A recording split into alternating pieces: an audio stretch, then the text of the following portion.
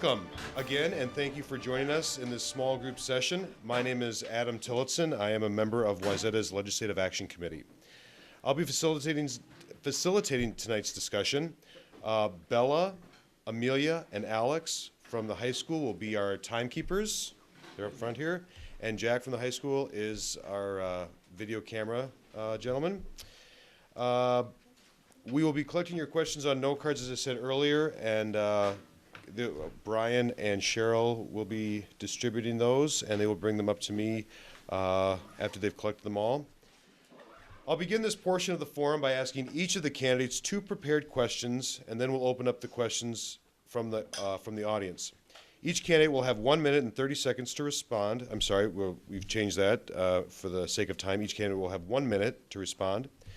Please feel free to give shorter answers, as this will free up time for more questions. As a reminder, the timekeepers will hold up a yellow card when 15 seconds remain and a red card when time has expired. We thank everyone in advance for their cooperation in treating all participants in tonight's event with the courtesy and respect they deserve. So let's get started. The first question: Wayzata schools are committed to preparing each and every 4-year-old to be ready for kindergarten, but we have unmet needs. The district applied for the new voluntary pre-K state aid, but was denied. Despite our collaboration with IOCP on the Caring for Kids initiative, school readiness programming, privately funded tuition support from several early learning programs, and Pathway 1 and 2 scholarship funding, we are serving approximately only a third of the 4-year-olds that would meet income eligibility criteria and benefit from a quality pre-K experience. That means close to 100 4-year-olds that would benefit are not getting a quality preschool experience in our community. The question: what strategies and investments do you propose to ensure all children entering kindergarten are ready? Each candidate will have 1 minute to answer the question, and we will begin with Representative Anderson.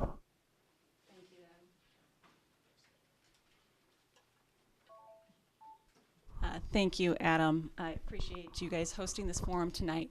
As I mentioned in the auditorium, I carried the legislation to increase early childhood education funding.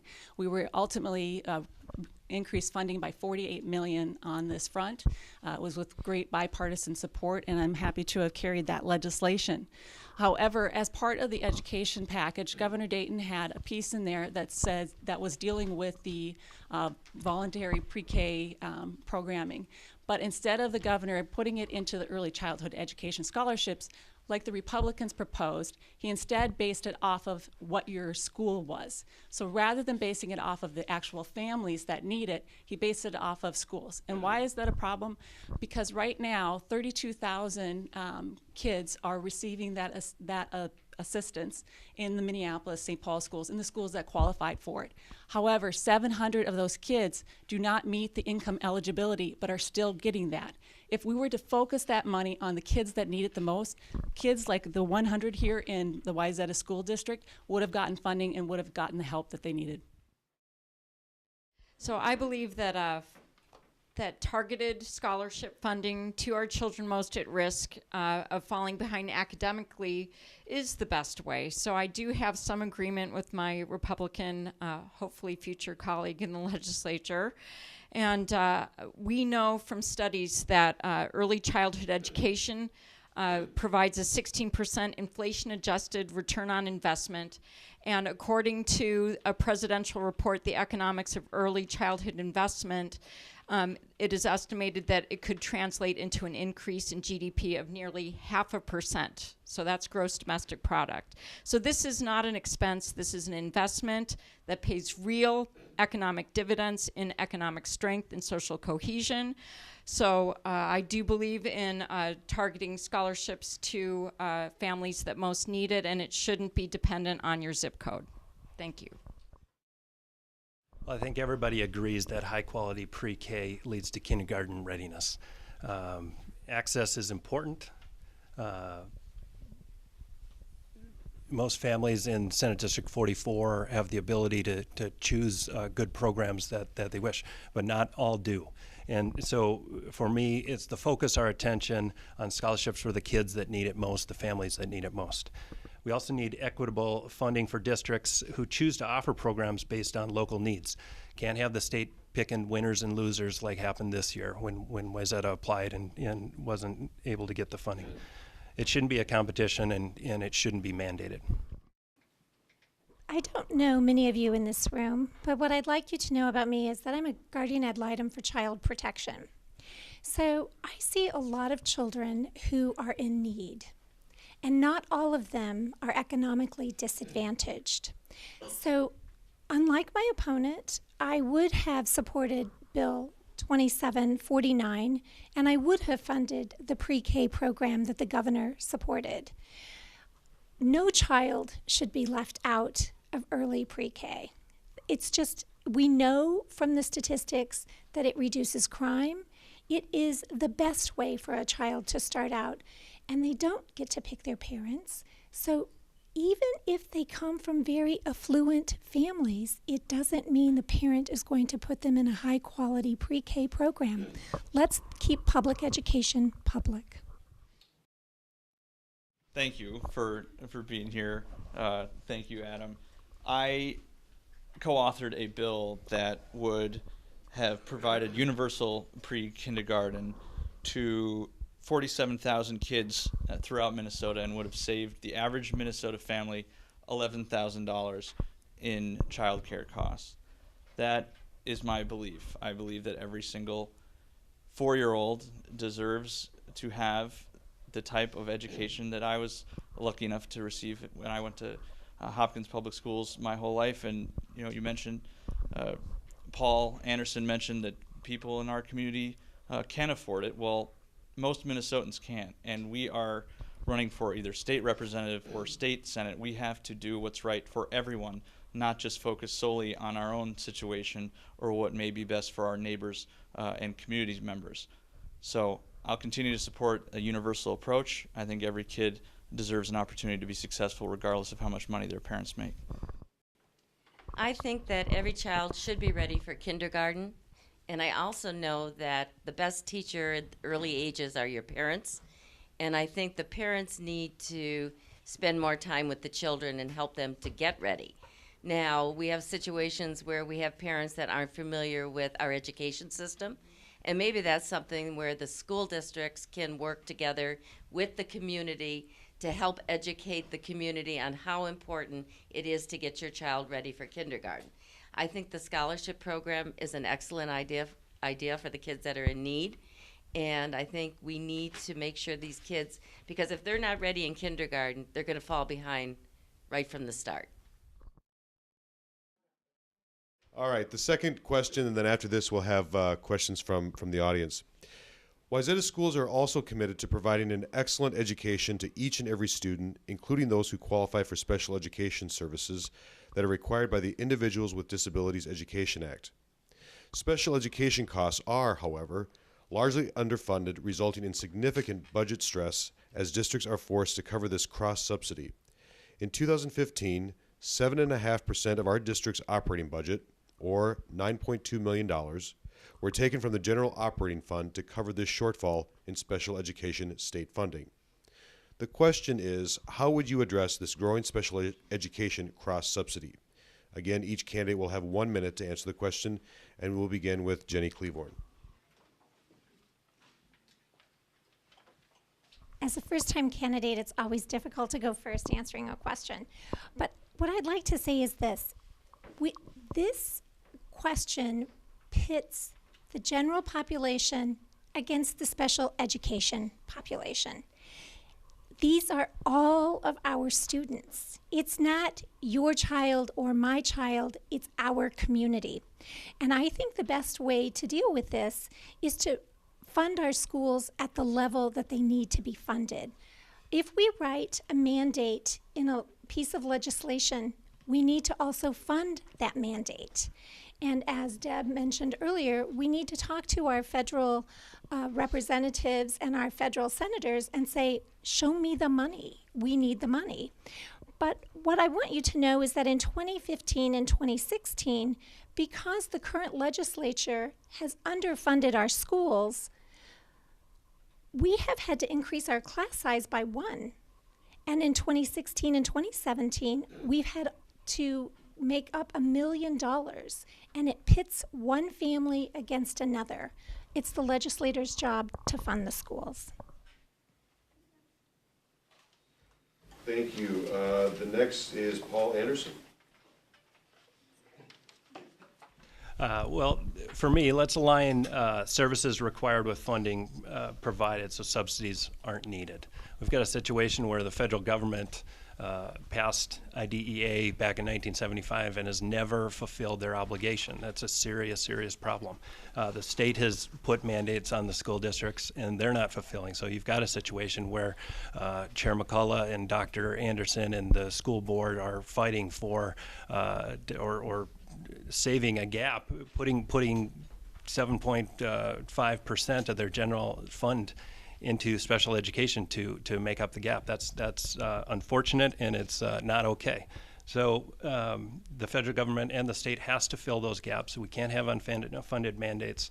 And we also need to identify as best we can the learning differences earlier so we can provide interventions faster and more effectively. All right, thank you. Patty Meyer. We've done a lot of talking tonight about special education, and I think we all agree that it's important need in the school districts, and the students are special people that need to be educated also.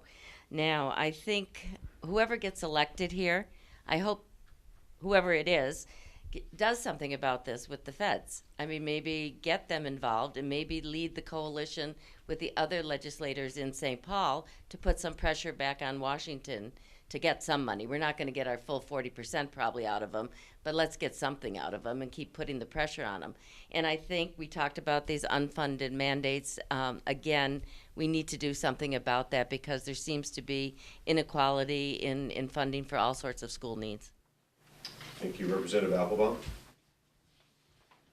Thank you. Well, like many people have said before, IDEA is woefully underfunded, and that consequently puts pressures on the state government, and that puts pressures on local school districts to make up the difference.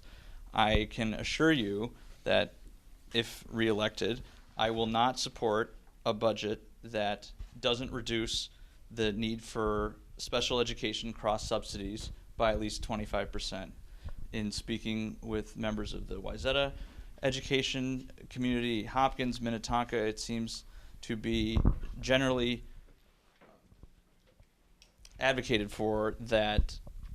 That's a priority for this district, and it's not only better for special education students and teachers, but every single student, teacher, staff member in the public school system. So I can promise you that, and look forward to continue to work on this issue. Deb Calvert. So as the mother of an inclusion specialist and the daughter of a former special education teacher, I can say that as part of our constitutional mandate to support a public education system that is quality, I fully support talking to our federal legislators and putting some pressure on them to fund part of their obligation, even if it's just a part of it. So 85% of the remainder, 85% of the remainder of the 60% is the state's obligation. And we have to start putting our money where our mouth is because, as Ginny said, we are supposed to be supporting all of our children and helping them reach their full potential. I also think that the state government should be adding money on the formula, because the reason I got involved in public schools is because they had received no funding for several years in 2003, and we are still crawling out of that deficit. So giving money on the formula that gives school districts the flexibility to meet the needs of all students according to the needs of the individual school districts is another solution. Thank you. And Representative Anderson.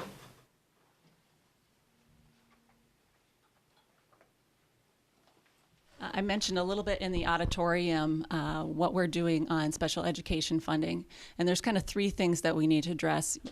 as everybody here at the table, I think all agrees, we need to make sure that the federal government is trying to fund their obligation of the 40%. On top of that, the state needs to step up to the plate too and provide more funding on special education so the schools aren't doing the cross subsidy.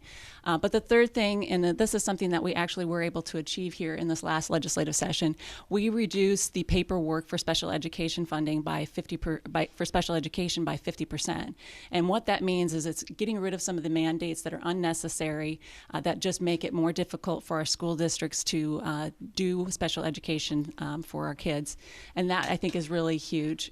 It was something that special education educators came to the Capitol and said, we would like to see a reduction in paperwork because they spend so much time on just that alone. But on top of that, we need to be reaching out to our special educators too and see what are some other things that we need to do, what are some mandates that are on the state level that we need to eliminate that still give quality education to special needs students, but also makes it so that it's not so onerous for them to be providing the services that they do to the students. All right, thank you. So at this time, we're going to have the questions from the audience, and if you haven't already given your note cards to either Cheryl or Brian, it looks like there are some back there that they're consolidating. I know there's one question right now that I've received during the first two questions. And the question is, there were several questions actually asked on this topic, and it's been consolidated down to this one. Do you believe creationism should be taught in the public school science classrooms? And while it comes across a yes or no question, if you could elaborate on your position, that would be great. And we will begin with Representative Applebaum.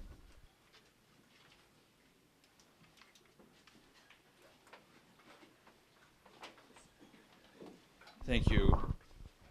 It's a yes or no question, so I'll answer it simply. I absolutely do not believe that creationism should be taught in our public school system, period. We have a separation of church and state in this country, and if creationism if someone wants to teach creationism in schools, they can do it in a parochial school or other sort of private religious institution. But in public schools in the United States and Minnesota, creationism cannot and should not be taught. Okay, thank you. Patty Meyer? I'm going to agree with John. I don't think it should be taught in the public schools. I think it's something that can be taught in the private schools or at home or through the churches. Representative Anderson? I don't think that the state should be dictating to the school district's curriculum like that. That's up to the local school district. That's up to the local parents and students that are involved in the community if that's something that they want to do. But I'm certainly not going to be advocating for it at the legislature. Deb Calvert?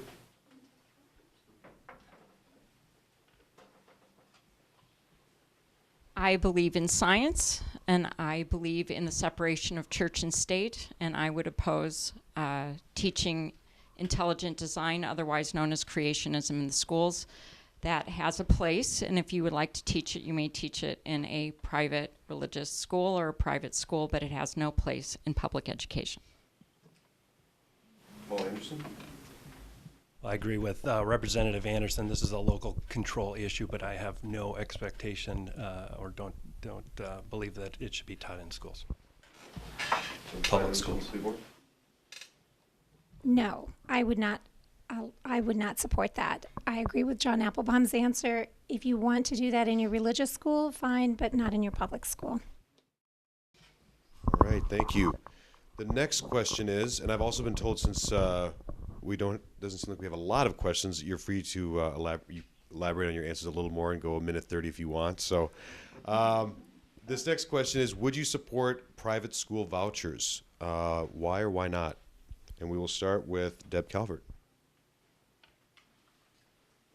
I don't support private school vouchers because, first of all, I think that it shouldn't matter where you go to school. I also think that vouchers, along with some other school choice issues, give a false choice to parents who are already struggling with income, that they can attend private school, which may be beyond their means. And I think it's more important for us to fund our schools adequately to provide great schools in every community. And I I think it's just a way of diverting public school dollars into private school coffers.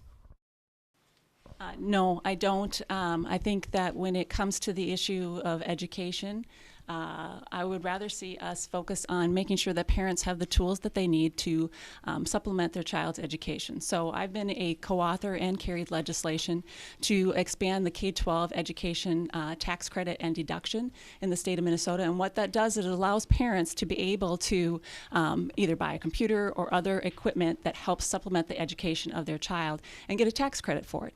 Now, I know my opponent is not a real fan of that. She's lobbied, hopefully that's okay for me to say, she's lobbied me quite extensively to get rid of expenditures, tax expenditures on this level. But I will tell you it's an important tool for our school parents. I've also authored legislation that would expand that to pre-K, so for parents that are buying books and things of that nature to help their child even at that level. I think it's an important tool for them to have, and the more that we can do to support parents, to support their schools, I think it's a good collaboration. Without sounding catty, and I know when I say that I should probably not make the statement, I'm glad you finally answered my question. I have lobbied extensively to stop tax expenditures, which is $15 billion spending in the tax code as opposed to in the budget where you can see it more readily and more easily. I believe that those emails went out to you several years ago, so I'm glad to finally have an answer for that. The question is about vouchers. I do not believe in school vouchers. I believe in excellent public education for all students, and I believe in equal education for all students. That's my choice. Well, we're very fortunate to have an incredible school district here in Wayzata and in Senate District 44, where we're all trying to be elected to. We've got 5 school districts that Deb and I are raising for. I do believe in choices for families. I do believe in expanding the tax credit. But the biggest thing that can be contentious with regards to the current governor. He's not going to support it. What I do strongly support are school opportunity scholarships for those who desperately need it and need opportunities to get to schools that will help them achieve. And this goes to the opportunity gap issue as well. I believe that it's the family's choice, the parents' choice to select where they want to have their children educated, and that's why we do have public schools, private schools, religious schools, charter schools. We have lots of opportunities for parents to make those decisions, and even within the public school, we have online classes and things that they can partake in. So I think it's a parental choice what to do with their children. I'm not pro vouchers. If we've got extra money to be spending on that, I think we could spend it on some other needs of school districts. And I too want children to be educated properly, but I think vouchers is not the way. I think school vouchers have the effect of weakening our public school system, so I will not and will never support them. All right, next question is a bit of a two-part. Do you have what is your opinion, or do you have a position on teachers' union and teacher tenure? And if you do have a position, what is it? We will begin with Paul Anderson. So my opinion on teacher unions? And teacher tenure. Okay. And teacher tenure. Well, let's jump to teacher tenure. I think this is an important issue for school districts to work on. This is when you're in an industry that we are looking for the best teachers regardless. We're looking for the best teachers in each classroom for our kids. We're looking for a diversity in teachers of color. If you have a teacher tenure situation where you're penalizing or removing teachers that are last in, first out, I don't believe that's a good situation. So I certainly appreciate the history in this, and I appreciate the teacher union and they representing the teachers that are doing an amazing job. I'm a product of the Wayzata schools, but I think we need to move into a more present day form of tenure. Thank you. All right, thank you. Jenny Cleaborn.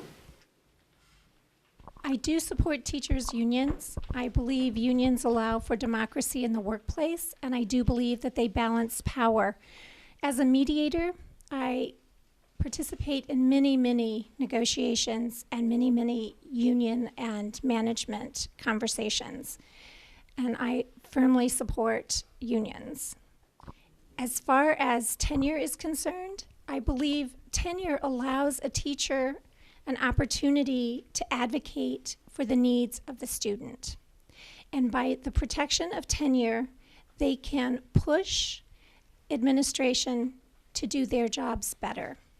There are always opportunities to remove an inadequate teacher through proper administrative procedures. So to that, I would say yes, I support tenure, and yes, I support teacher unions.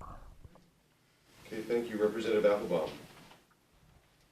I support teachers' unions and unions of any kind that allow people to come together, collectively organize and bargain for what's in the best interests of themselves and of the people that they are serving in their profession. I think that teacher tenure has its faults. You know, you're going to hear some things about a last in, first out, and people on the other side of the aisle are very ready to say that that's exactly how it's done. I don't agree that it is. In my 2 years as a representative, I've spoken to countless individuals in the education community. Bad teachers, so to speak, are always going to go. The tenure doesn't protect them against all faults, and we need to have a system that encourages the very best and most qualified people to want to be a teacher and enter one of the most, if not the very most most important profession that we have in this society. So whether it's a tweak on the tenure system, having it as it is, I'm not sure, but we have to continue to do everything we can to ensure that teachers are in the best position possible to succeed, that smart people continue to want to enter such a wonderful profession, and that the kids in our future are in a better position to face the workforce than those today. So, Thank you. Patty Meyer. As far as teacher tenure, I think we need to do some changes there too. I'm kind of in the reform and change things. I think people in the business community look at that and they say, well, we have standards and we have achievements that we expect our employees to do, so I think we should expect that from our teachers. I think most teachers are great. I think most teachers do an excellent job in teaching our kids. I mean, the kids love their teachers, the parents love their teachers, and I think that's the way it should be. But I think teachers in any industry, if you're just the same year of experience for 25 years, isn't good. You need to be growing and expanding and doing the best possible job you can. As far as teacher unions go, there's always been unions in all sorts of industries, and so we have that one. I think if we looked at the morning paper, we know that they're raising up money and they're helping our DFL friends at this table. So I hope they do some good things for the teachers too. Thank you. Representative Anderson. Thank you, Adam. And I just want to, is this on? I just want to say Adam has been a great resource for me. He has done great communication on the needs of the teachers union at the Capitol when we've addressed issues that are specific to teachers' professionalism. On top of that, his predecessor, Jody, was very good too, great communicator with me. So I feel very blessed that from the Wayzata School District, the teachers union has had a very open door and has been willing to share their thoughts on education policy overall. As you all know, because I mentioned in the auditorium earlier, my husband Paul is a school teacher. He teaches physics. He used to do contract negotiations in a past life. Unfortunately, he doesn't have to do that anymore. So I hear from him the perspective of a teacher engaged and involved in a teachers union as well. But I do want to talk about the last in, first out that Representative Applebaum had mentioned earlier. And the reason that this is a concern for me and why we need to eliminate this is imagine that you have 3 very qualified candidates, and one candidate is hired at 1 o'clock, the second candidate is hired at 1:05, and the third candidate is hired at 1:10. When it comes time for a school district, if they unfortunately have to lay off somebody, they have to lay off the person that was hired at 110, not based upon their qualifications, not based upon the needs of the school district, but because they were the last person hired. This is why we need to change last in, first out. It's a bad policy. It doesn't set our schools up to be successful, and I would hope that everybody supports it. And Deb Calvert. So I'll start with the union relationship. I had a wonderful discussion with Superintendent Anderson yesterday, and I asked him about the relationship with the union here in this school district, and I know it's the same in the Hopkins School District. They are our partners, and these are our professionals who know what we need in the classroom. So I view the teachers union as a partner, and I believe that tenure has a place, because my mom was her teachers union rep for some time, and she was a school psychologist who would have to advocate for some unpopular views for her special education, her students with special needs as a special education teacher. And we want our teachers to speak freely, to advocate for our children without retaliation. So I believe that our unions have a place. And in talking to Superintendent Anderson, he said they've been wonderful partners and understand in lean times that they have to tighten their belts along with the rest of us. So I don't see them as adversaries, I see them as partners. We are grappling with the problem of retaining and recruiting and retaining teachers of color to help close the achievement gap. It's something that I did talk with people in the teachers union in admin, and it is something that we have to start working on. I know that in terms of removing bad teachers, there's a TD&E law from 2011 that simply needs to be enforced, and we don't need to change the tenure law regarding removal of poor teachers. All right, thank you. I'm going to ask one more question, and then we will move to closing statements from each of the candidates. The last question is, which state laws regarding public education do you feel are effective and should continue? And what do you feel needs to be reformed, and what would that reform look like? We will begin with Patty Meyer. Well, first of all, the Constitution of the state of Minnesota says we have to fund education and do it well. So I think that's a number one item that we need to keep on the books and keep following through on that. Some of the laws, too, I'm not 100% sure on all of them, to be honest with you, but I think there's some things perhaps with the testing that's been an issue as far as standard testing and the reading and math grade level testing. I think we need to test our children and make sure that the results that we get, we use them wisely and take the best practices from that and move forward. I think there's some rules as far as bullying. Would that be one of the state laws too? I think bullying is an issue that we need to stay on top of. It's not good for the children that are the victims or the child that is doing it. So I think those are some of the items we should stay with. Thank you. Representative Applebaum. One state law that I think is particularly helpful when it comes to public education is the fact that teachers and students can't come to school with firearms. And I think you would all be very surprised to know, those watching it at home, I don't know if the Trump-Clinton debate or this will get better ratings, but if anyone is watching this, I would encourage everyone to view the Hopkins LAC event, because you will be disappointed to know that not everyone on this panel feels the same way when it comes to safety in our schools. I think it's absolutely outrageous that people could think that school teachers and students should be allowed to carry firearms in our public schools. So I think that law should stay, and any requirements and regulations related to should stay.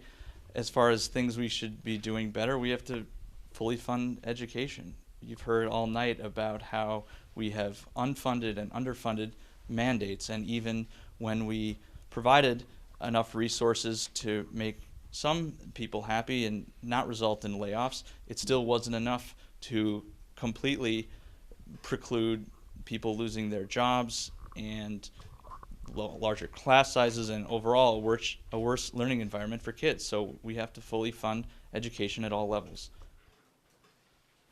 All right, thank you. Deb Calvert.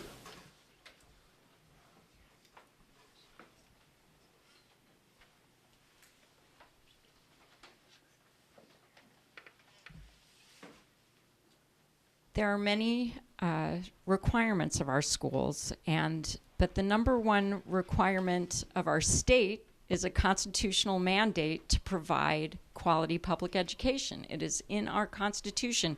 It's one of two constitutional mandates, education and transportation. I believe that we need to provide a fair and equitable education statewide. So there have been efforts to recreate the Minnesota Miracle, and we have to be very deliberate about how we go about that kind of effort, because there are always winners and losers, and we have to make sure that our investments are fair and equitable statewide. There are issues having to do with integration, making sure that students of color are not isolated in different communities. And I think that our schools in the West Metro are just starting to face some of the challenges with integration as we have people of color moving into our communities. We have to get rid of unfunded mandates that are not contributing to student achievement. I think we should make a list of unfunded mandates or underfunded mandates, decide which ones are not contributing to student achievement and get rid of them, and the rest of them we should fund. All right, thank you. Representative Anderson. Thank you. And I think Ms. Calvert hit a very important one, our state constitution that requires us to provide education. I think our founders got it right from the very get-go, which is really nice to have. But when I look at education, I'm beating the drum here, talking about early learning scholarships. I think that is a great tool that we put in a tool chest for our kids. I think that the more that we can target it towards those that need it, that are most at risk, we're going to get a great return on our investment. And I think that that's really important. I do want to emphasize, though, that we shouldn't be basing it off of the zip code. It should be based upon where the kids live. So no matter if you live in Wayzata and you are struggling, or if you live in Minneapolis or you live in Duluth, if you are struggling, you should be able to have access to the early learning scholarships that are available. Thank you. Jenny Cleaborn. In 44A, we have 3 school districts. We have Osseo, Robbinsdale, and Wayzata. I think the most important thing that we can do is fund our schools in an equitable way, based on the needs of the community, and have a formula that allows for fair and equitable education. From pre-K through post-secondary, we need good, adequate funding for education. Currently, Wayzata is doing pretty well. We've had extensive population growth, and it's allowed us to not have the cuts that other cities have faced. However, in Plymouth, the quality of your education does depend on your zip code. According to a New York Times report, if you are fortunate and your parents bought a home in the Wayzata district or open enrolled you at some point in time, you are working at a 2.4 grade level ahead of national norm. If you live in Robbinsdale, you are at 0.25 below the national norm. If you are in Osseo, you're at 0.3, just above the national norm. In Plymouth, education should not depend on your zip code. Fully funding our schools is critical, and for that I say we must do that and stop unfunded mandates. Thank you. Paul? Well, I do appreciate the accountability benchmarks, which include the Ready for K and reading by 3rd grade, math by 8th grade, and college and career readiness on graduation. With regards to reform, as I talked about earlier, with regards to the funding formula, it just is, it's too confusing. It's not helpful to school districts like Wayzata, who need to have their hands untied, and we need to have more local control where we can have, again, Chair McCullough and others manage these funds better than the state telling us how to do it.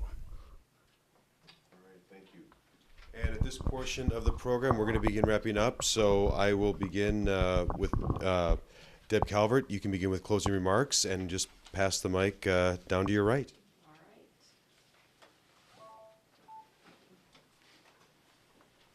Education is one of two constitutionally mandated functions of government, as I mentioned recently, and it is our economic engine. Our educated workforce is what attracts and retains our major employers, and it's why CNBC named Minnesota the #1 state in which to do business. I joined the Hopkins LAC in 2003 when schools were just beginning to suffer from state cuts and shifts, and stayed engaged as it got serious enough to affect credit ratings. I want to take my passion for kids and schools to the state Senate to make sure every child has a chance to reach their full potential. Thank you.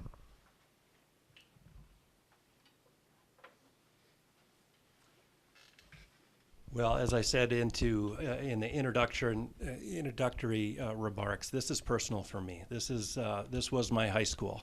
I met my wife not 500 feet from here for the first time and fell in love with her. This is where my kids will graduate from high school. The passion that I've been filled with from educators and coaches here at Wayzata is what I've pulled into both the private sector and in public life in various volunteer efforts. But the biggest passion I have right now is to go serve the people of Senate District 44 in St. Paul, be an advocate, be a champion, be a partner with Wayzata Schools, and make sure we're getting things done for this incredible school district. Again, my name is Ginny Cleavorn, and I'm running for this seat because I believe in 2017 our children deserve an opportunity to be creative and innovative. I spoke with one of our administrators and I asked this question, and this is the question I want you to take away with you today. When we talk about school funding, what could we have achieved with all of these students who have been going to school for the last 12 years with unfunded schools? What creativity have we lost? What innovation didn't occur? When I asked the administrator today to say, what could we have done? And this administrator said to me, Ginny, that's a great question. We've been so focused on not cutting our core curriculum that we haven't even had time to think about what could have been possible. This is an entire educational life of a child. 12 years of underfunding schools in Wayzata and across our state. So I'm asking you to think about who you elect next and to think about the opportunities that we could be missing in innovation and creativity and sparking a child for a life of achievement. Thank you. First, I just want to thank the Wayzata School Board and the LAC for hosting this event tonight. I always appreciate seeing so many people engaged and involved and wanting to do good for our kids. So thanks for all the participants and everybody else involved in this process. As I mentioned earlier, my focus at the legislature has been on making sure that we can help kids that are at risk with the early learning scholarship funding that I carried. I've also been a huge advocate for literacy funding funding as well, and making sure we fully fund all-day kindergarten, which I did vote for. And I also want to highlight a couple of things too about my background that I didn't mention earlier. Prior to serving in the legislature, I served on the Plymouth Planning Commission, and I was the liaison for the Park and Rec board that they have too.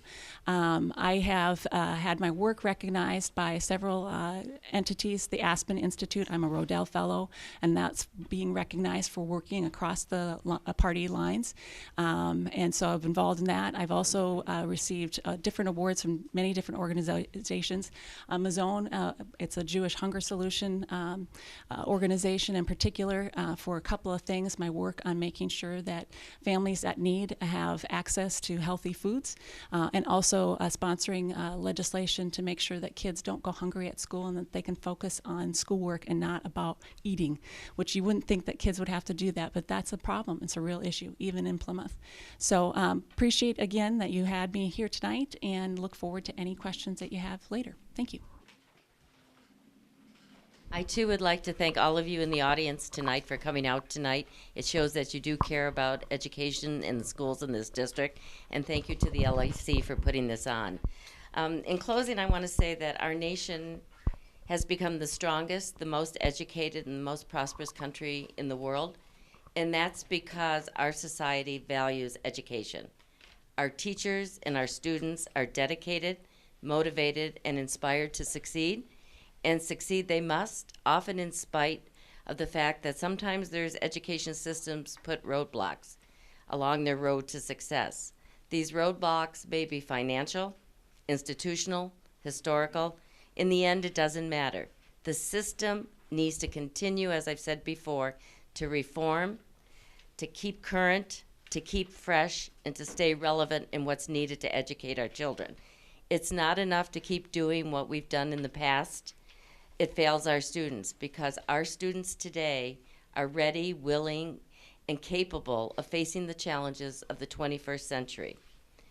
Our best decision makers, I feel, are our teachers, our administrators, our school board members, our parents, and concerned citizens. The question is, are we as policymakers ready to accept change to the system? I am, and I hope you'll join me in those efforts. Our kids deserve no less, and that is why I'm running for the next generation. Thank you again, Adam, and the Wayzata School Board, Wayzata Legislative Action Committee for your efforts in hosting this event tonight. It's always well attended. Well, always. I've been here twice, but both times it's been well attended, and I enjoy visiting with both new and familiar people here. You know, I am a member of the next generation, and it's been an honor to serve my hometown district at the Capitol over the last 2 years. I promise you, as I did 2 years ago, and you rewarded me by believing in me, some of you on 2 occasions at the primary and then the general election, I promised you there's not going to be anyone who works harder for the best interests of our kids at the legislature than I will. I've demonstrated that over the past 2 years, and I will continue to go to bat for our kids every single day I'm elected. I really appreciate your continued trust in me, and if you need anything, you want to actually learn about how I vote instead of how I say I voted, please visit my website at johnapplebaum.org, and I encourage anyone watching this who has incumbents in the race to actually do your homework and see how they have voted, because you'll find, and I'm new to politics, but what people say and what people do are often very different. I'm not that type of a person. I'm not that type of a problem solver or leader, and that's what I'll continue to bring to the table as your state representative. Thank you.